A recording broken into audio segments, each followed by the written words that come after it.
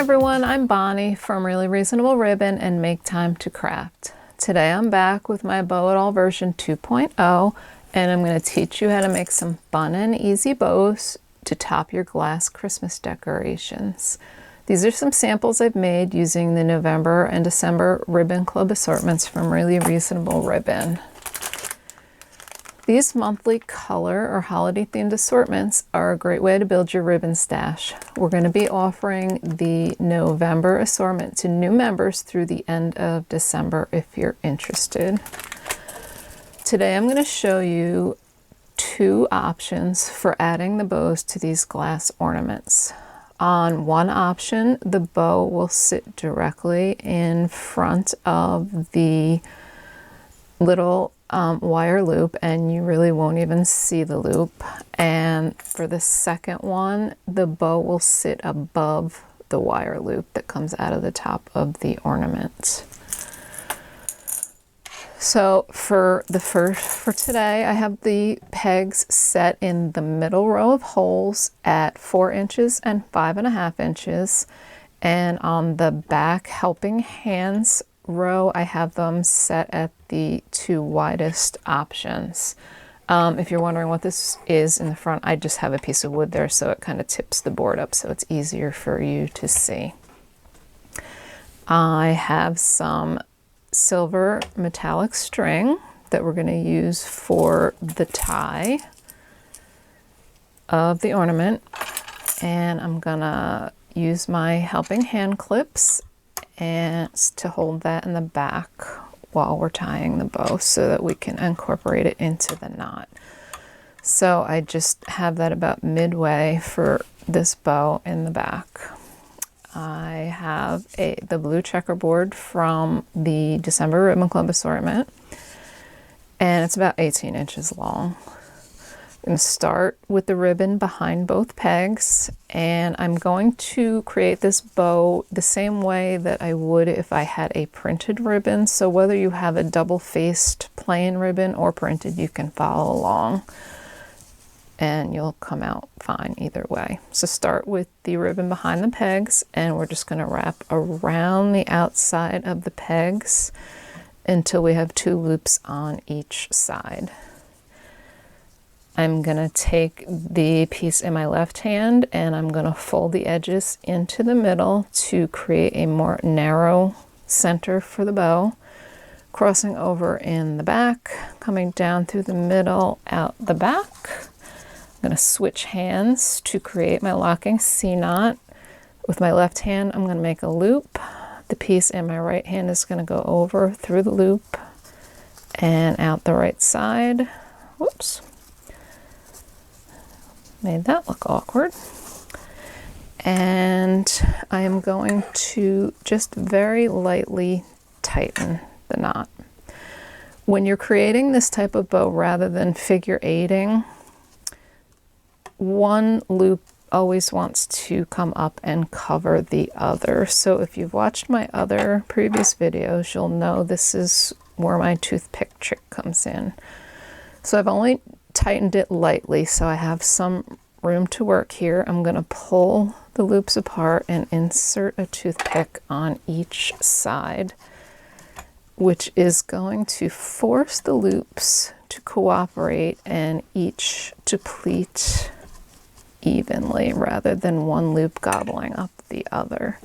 I've also caught the silver metallic string in the back of the knot when I was creating the knot, so that will be part of the knot as well. So once your toothpicks are in, you're going to gently rock the tails back and forth to tighten the bow as much as you can. And when you're happy, take the toothpicks out, slide the clips up to release the metallic string, and we'll do it now. We can clip the tails now, or you can wait till later, and slide the bow up and off. So we have a pretty and nicely pleated double loop bow, and this will be the hanger for the ornament. So I'm just going to tie a knot in the top of that, however big you want your loop to be, it's up to you.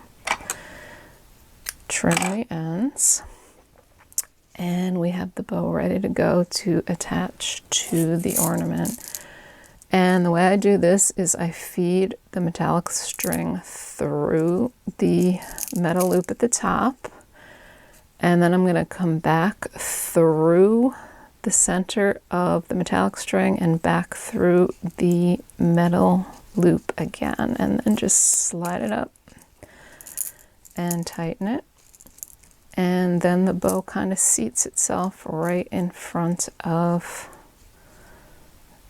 the metal loop.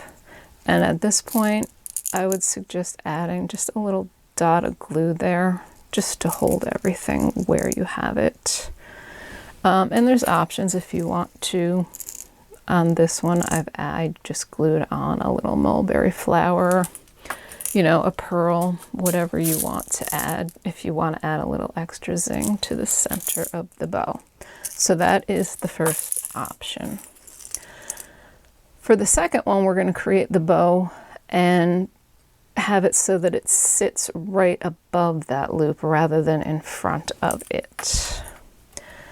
So I'm going to start with my silver metallic string again with the clips. And for this one, I'm going to keep it towards the top.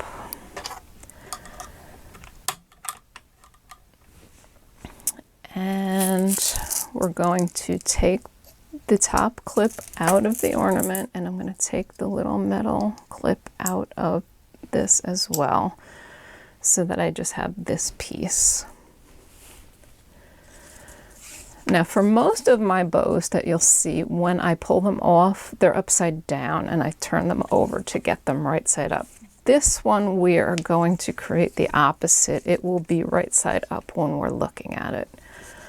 So I'm going to tie the bow the same way. We're going to start with the ribbon in the back, and I'm going to wrap around till there's 2 loops on both sides. But I want to keep my loops below the silver string this time, because when I'm done, I want the string to be coming out the top of the bow, and I want the clip to be on the bottom. So we're going to tie the bow the same way. I'm going to fold each edge into the center, cross over in the back, and now you see my string is at the top. So I'm going to catch that in as I come up and over the top. And as I go down through the bottom, I'm going to add this clip. And we're just going to let it hang there. And now you just continue to tie your bow the same way, the locking C knot like you always do. I'm going to pull the clip down again. I want it at the bottom of the bow. Gently tighten. And I'm just going to continue as I always do. I'm going to do my toothpick trick to make the loops pleat the way I like them.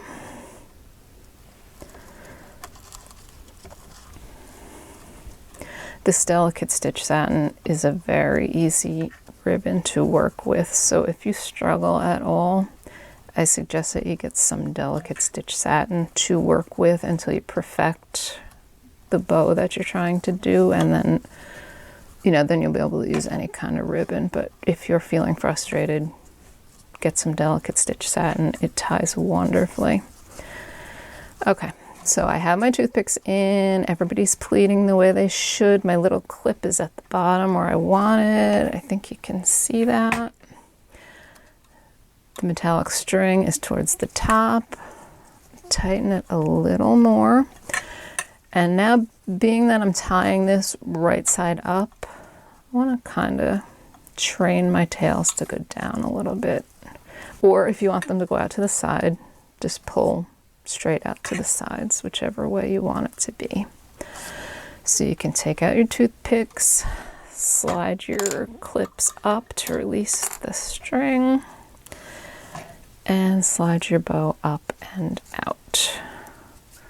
And you're just going to fluff your loops if they need fluffing. So you have your metallic string coming out the top. could tie that in a little knot or not.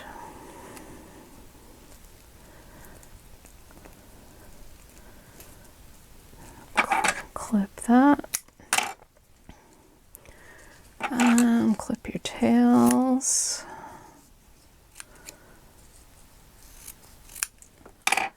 And all you have left to do now is to reassemble the pieces and attach it back into the ornament.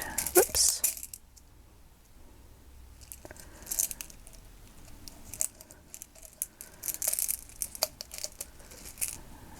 Not cooperating. Okay, and there you have it. See how that one sits a little above the loop. So really it is whatever your preference is. And you can go ahead and tie any of the bows that I've done tutorials on, you know, just incorporate the string using the helping hand pegs in the back so that you have the tie. This is my bicolor double loop bow. I love these bows. And I have a little charm on this one. All I did to attach that is I made myself a little jump ring. I don't know if you can see it there. I don't know how good it's showing up. I just looped it over the top loop of the ornament and put a little dot of glue there to hold it still. And it just kind of hangs there in front. But you could also stitch it on to the bow if that works better for you. So thanks so much for joining me and learning how to create this fun new bow to attach to your ornaments. If you liked the video, don't forget to give me a thumbs up below and subscribe to my YouTube channel so you'll be notified when I add new videos. Happy crafting!